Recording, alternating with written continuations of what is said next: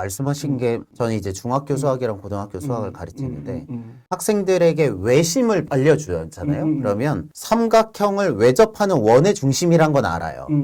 근데 외심의 말뜻을 몰라요. 그러니까 그냥 외접하는 원의 중심이요는 아는데 그렇게 되면 이게 문제를 보고 외심인 걸 알려주면 푸는데 이 문제를 보고 외심인지를 모르는 거죠. 그러니까 영어 단어처럼 얘네들이 그냥 외워버리니까 어떨 때 이 지식을 쓰고 어떨 때 이 지식을 쓰면 안 되는지에 대한 감이 없더라고요. 맞아요. 네. 아마 말씀하신 대로 여유가 없고 다그치게 되면 자기가 알고 있는 것하고 딱 맞는 문제는 바로 나오겠지만 그 문제와 예상이 좀 다르면 자기의 언어로 해석을 해야 되는데 그 능력은 조금 다른 영역의 문제가 있을 수 있을 것 같아요. 그 외심이 나와서 이제 하는 얘기인데 네. 이제 제가 약간 공간을 뒀으면 좋겠다는 게 이제 이렇게 생각할 수도 있거든요. 그러니까 제가 이제 책을 쓸 때 외심을 그렇게 이제 접근을 시켰는데 이제 우리가 두 점은 한 직선을 결정하잖아요. 네. 두 점만 있으면 직선이 이렇게 결정되는데 그러면 세 점은 뭐를 결정할까라는 생각을 할 수가 있어요. 그렇죠. 두 점은 한 직선을 결정하는데 세 점은 뭘 결정할까? 그러니까 임의의 세 점을 딱 찍잖아. 아무렇게나. 네. 그러니까 일직선에 있지 않은. 그러면 세 점을 딱 찍으면 이게 뭘 결정할까? 그런데 아무렇게나 찍어도 그 세 점을 지나는 원은 유일한 게 그게 그쵸. 외심이거든요. 그쵸. 왜냐면 그쵸. 세 점을 찍자마자 삼각형이 있잖아요.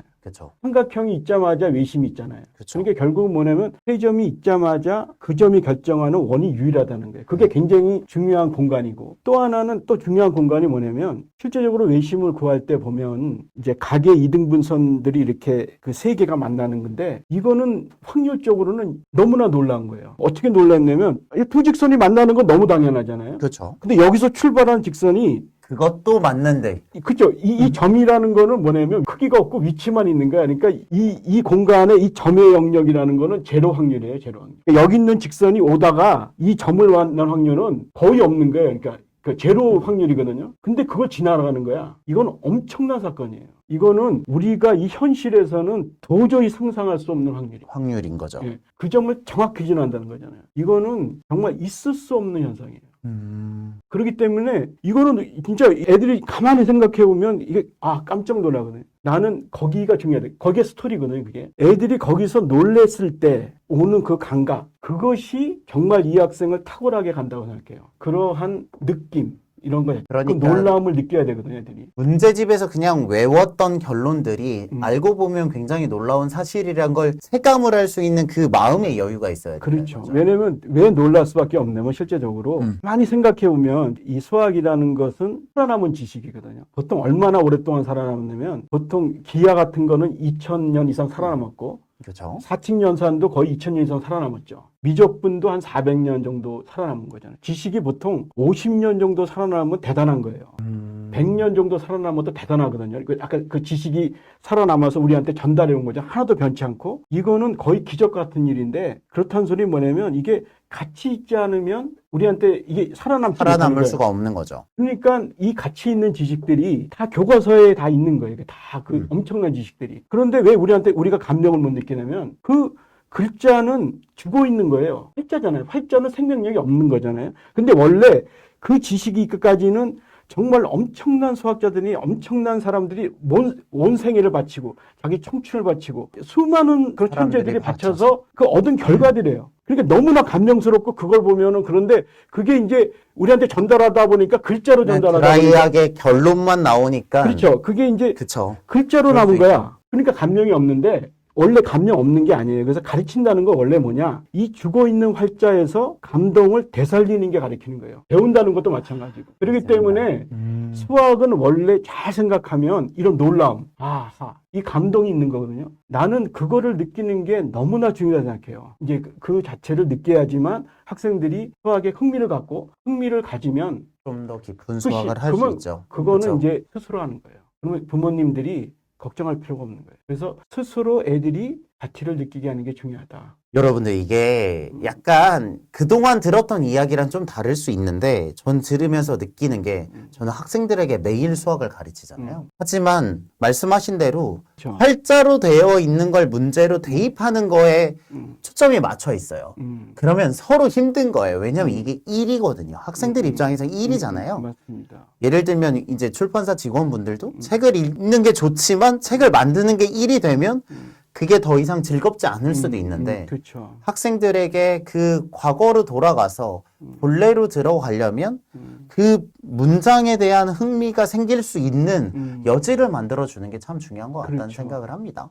그러니까 이게 이만큼 살아왔으니까 다시 한번 복원을 해보면, 내가 생각을 해보면 그게 다 깊은 의미를 갖고 있는 거죠. 그러니까 예를 들어 3 더하기 4가 7이다. 감동이 없을 수 있잖아요. 그렇죠. 그렇지만 우리가 어느 현상에서 항상 수학은 3 더하기 4가 항상 7인 거예요. 경제가 나빠도, 어느 나쁜 인간이 봐도, 어떤 상황에서도 다른 우주에 있어도, 뭐, 별이 3개 있고 별이 4개 있으면 7개 별이죠. 변치 않는 사실인 거예요. 이런 것은 다른 데에서는 없는 거예요. 알고 보면. 왜냐하면 상황이 다르고 맥락이 그렇죠. 다르고 평가자가 다르면 결과가 달라질 수 있는데 네네. 수학은 누가 하더라도 3 더하기 4가 똑같은 그 명확함이 가장 큰 가치로운 거죠. 그렇죠. 그리고 그 가치가 몇천 년을 통해서 음. 현재까지 살아남은 거니까요.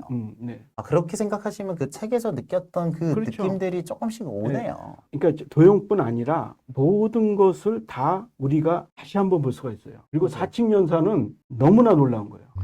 사칙연산 있잖아요. 우리가 이렇게 곱하기 하는 거 있잖아요. 그거는 그렇게 옛날에 뭐 로마 시대나 이런 데까지도 그런 걸 못했어요. 그 강력한 로마에서도 357 곱하기 278을 곱해라. 그러면 이거는 라이프타임 거의 그런 인생이 문제처럼 걸릴 그 정도로 어려운 거예요. 근데 지금 뭐 초등학생도 하잖아요. 뭐 2548 곱하기 뭐 그거 348 그 계산하잖아요. 그렇게 계산할 수 있는 게 불과 그렇게 오래전 이게 옛날부터 우리 인간이 한 게 아니에요. 그렇기 때문에 그 사칙연산이 왜 가능했을까? 그거는 뭐냐면 0이거든요. 영 때문에. 자릿수. 전 이토록 아름다운 네. 수학이라면 읽으면서 제일 감동했던 게 아, 네. 로마 시대에 생각해보면 그렇더라고요. 1, 1, 1. 만약에 30을 만들고 싶으면 1을 30개를 그어야 되는데 맞아요.